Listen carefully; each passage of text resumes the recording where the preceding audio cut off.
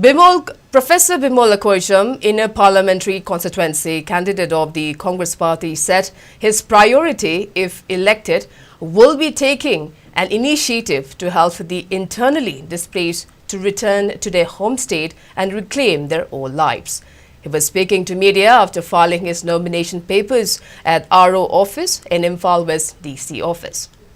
While the government has been claiming that normalcy has returned, the displaced are reeling under untold hardship in relief camps, said Bimol. One can conclude that normalcy has returned only after the displaced returned to their original homes. Given the prevailing situation, voting for cash will be tantamount to committing suicide, said the Congress candidate.